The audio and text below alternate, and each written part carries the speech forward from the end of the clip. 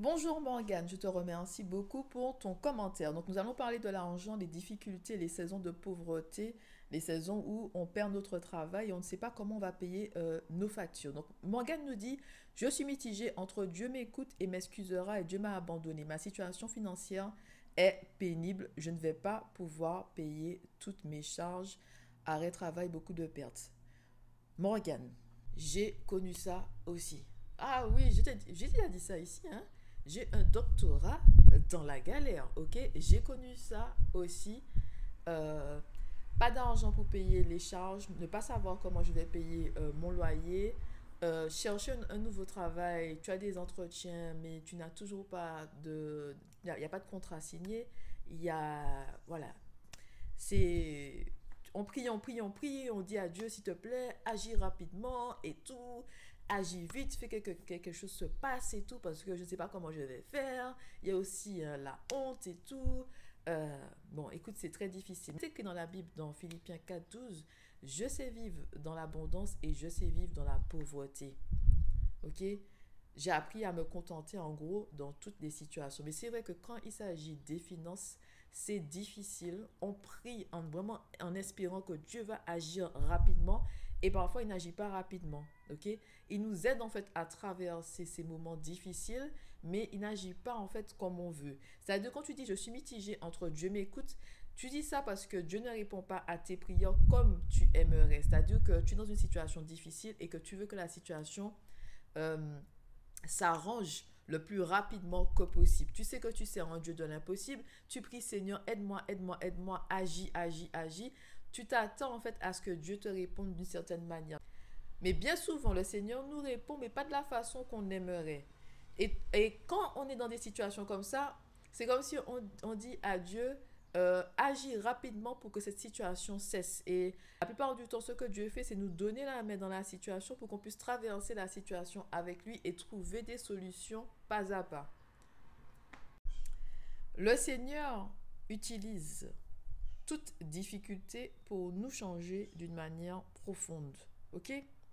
Quand tu traverses ces saisons de pauvreté, parfois le Seigneur t'ouvre les yeux sur les finances, comment tu gères tes finances. Hein, il y a beaucoup d'entre nous, on a réalisé qu'on ne gérait pas nos finances de la meilleure façon qui soit. Aussi, est-ce que tu as comment on appelle ça? Like a rainy day account, un fonds d'urgence.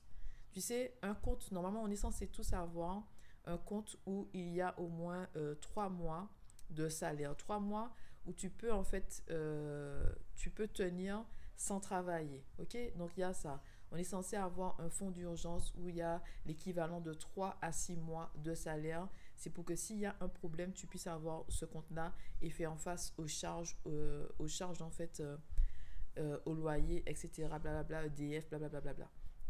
Tu es censé avoir ça. OK? Et il peut te révéler aussi, par exemple, perdre de travail. Des fois, tu as plus de temps pour réfléchir vraiment à ta carrière professionnelle. Est-ce que tu es au bon endroit? Donc, il y a ça aussi. Est-ce que tu es au bon endroit? En fait, Dieu se sert des crises pour nous secouer un peu, nous ouvrir les yeux, renouveler notre intelligence, nous montrer des choses qu'on n'avait pas le temps, en fait, de voir, nous ouvrir les yeux sur notre situation. En fait, c'est illimité ce que Dieu peut faire dans les moments difficiles. Moi, je dis, les problèmes d'argent, là, ça te casse la tête. Tu comprends? Ça te casse la tête. Ça te casse la tête. Mais tu dois quand même faire confiance à Dieu dans cette saison difficile. Il est là avec toi dans la vallée des ténèbres. Ok? C'est une saison, ok? Ça va pas durer toute ta vie. C'est écrit dans la Bible que tout concourt pour le bien de ceux qui aiment Dieu. Les saisons où j'avais pas de travail, où je galérais financièrement, ça m'a été utile, ok? Sous le coup, je dis à Dieu, qu'est-ce qui se passe? Pourquoi tu n'interviens pas? Oui, moi je dis à Dieu, je suis ton enfant, hein, qu'on dit à Dieu. Moi je suis ton enfant, moi je suis ton enfant. Pourquoi tu n'agis pas tout de suite? Pourquoi tu me fais traverser ça, hein? Mais en vérité, ces saisons, oui, des saisons de pauvreté, c'est pas une saison. Ces saisons étaient nécessaires. À chaque fois que j'ai traversé des moments difficiles, hein, au niveau de mes finances, Dieu m'a ouvert les yeux. Ok? Dieu m'a ouvert les yeux tout d'abord sur la gestion des finances, le fait hein, que c'est important de multiplier ses sources de revenus, et d'où le fait que j'ai créé justement un cours sur ça. J'ai créé un cours sur ça pour aider d'autres personnes qui veulent faire fructifier leur argent et ne pas dépendre d'un seul salaire. Ne pas dépendre d'un seul salaire, ok?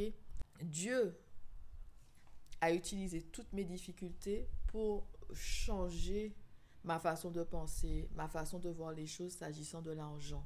L'importance en fait d'être maître de son argent. L'importance aussi d'anticiper les problèmes. L'importance d'avoir plusieurs sources de revenus. Avant, je ne voyais pas les choses comme ça. Avant, je me disais, j'ai besoin d'un travail. Comment on fait pour avoir de l'argent? J'ai besoin d'un travail. Je ne vois plus les choses comme ça. J'ai besoin de quoi? De plusieurs sources de revenus. On ne sait pas quel malheur va frapper sur Terre. J'ai besoin de quoi? De plusieurs sources de revenus. Je ne vais pas dépendre de qui? D'un employeur. Voilà. C'est difficile quand tu es au chômage de trouver en fait un travail. Il faut passer par je ne sais pas combien de trucs pour trouver un travail. Ça prend du temps surtout hein, dans la paperasse hein, en France. Je veux dire en Martinique aussi, ça prend du temps. En Angleterre, du temps, j'étais en Angleterre en 24 heures, je pouvais trouver un travail. En moins d'une semaine, je pouvais trouver un travail. Mais il y a des pays, le processus de recrutement est beaucoup plus long. Donc, écoute, je sais que c'est difficile, mais fortifie-toi et prends courage, ok? Prie, demande à Dieu la force pour que tu puisses traverser cette saison difficile. Prie pour avoir des solutions, d'accord? Prie pour avoir des solutions. Tu vas pas forcément recevoir les solutions que tu aimerais, mais Dieu est là, ok? Et il y a un moment de ma vie, avant de traverser une saison justement de pauvreté, Dieu m'avait donné un rêve et c'est comme s'il y avait une vague, il y avait une grande vague qui venait vers moi. Et en fait, dans le rêve, j'ai entendu, tu ne vas pas te noyer. Ça veut dire que oui, j'ai été secouée pendant une année avec les finances et tout parce que j'étais tout le temps juste. Il y a tout le temps des factures qui étaient impayées, c'est-à-dire je payais ce que je pouvais.